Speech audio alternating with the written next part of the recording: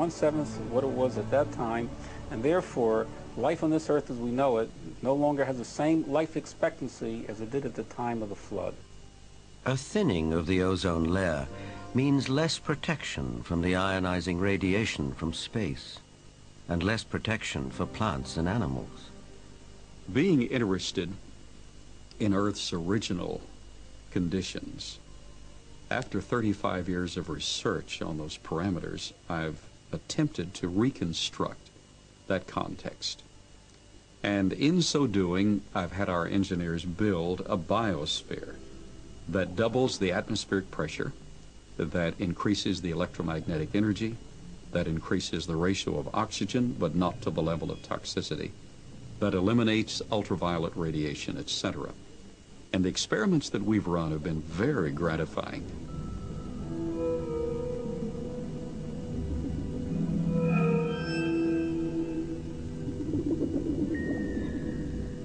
In our controlled scientific experiment, we have measured the effects of a pulsed electromagnetic field on biological systems.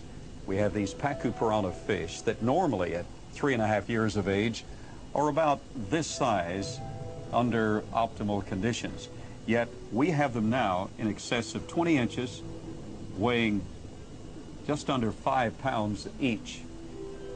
Under these controlled conditions, we have succeeded in producing giantism at an accelerated rate.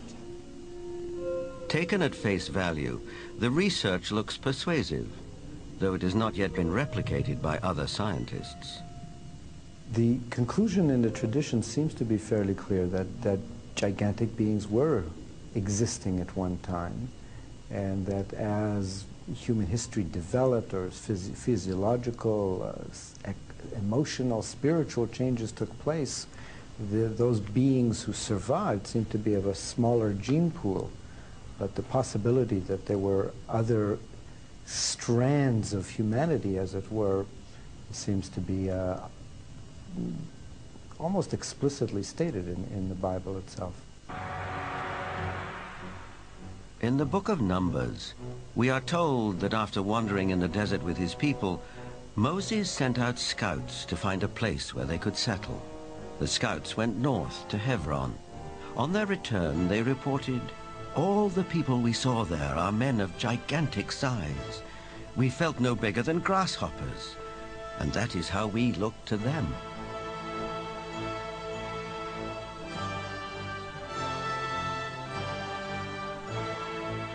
The tribes continued northeast to Mount Seir, known today as Petra in Jordan. But that too, as mentioned in the Bible, had been settled by giants. Wherever they looked, it seemed they found the remnants of giants.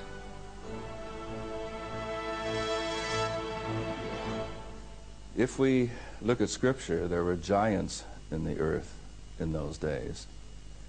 And if we take that literally rather than symbolically, that there were simply men of great powers and extraordinary abilities, then we could say that the first men, the first humans, were giants. Or we could theorize that these giants came from somewhere else and used Earth as a colony. In itself, this notion is a startling idea. But a people more ancient than the Israelites believed the very same thing. They wrote that the giants were celestial beings who came not from Earth, but from another planet.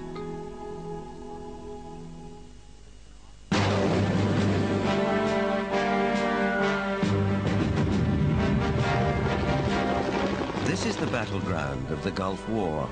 We know it as Iraq. In the distant past, several great civilizations sprang up here.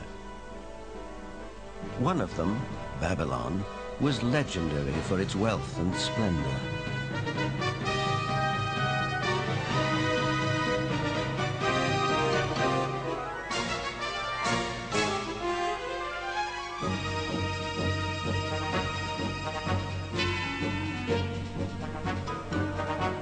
But long before Babylon, as long as 6,000 years ago, Another remarkable civilization evolved. Its people were the Sumerians, who had an extraordinarily advanced culture. Their list of first just almost sounds like a whole list of our whole society. They had the first bicameral Congress, they had the first writing, they had the first school systems, and, you know, you just go on and on and on. So you have to ask, well, where did all this come from? And I think that you need to turn to the ancient Sumerians themselves and listen very carefully to what they have to say, because what they have to say, not just in one place, but over and over and over again, is that they were taught civilization by these beings that came from the heavens to the earth. They called them the Anunnaki. The Sumerians wrote down their history on clay tablets like these, which lay ignored in a Berlin museum for half a century. Few people have been able to decipher this ancient language, but one of them is Zechariah Sitchin.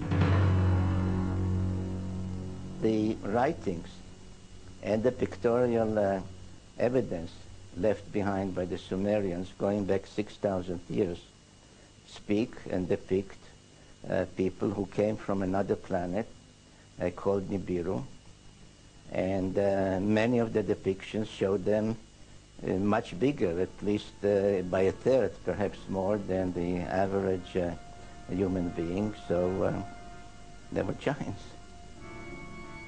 This Sumerian cylinder seal from a Berlin museum is astonishing for several reasons. First, it depicts our solar system with the sun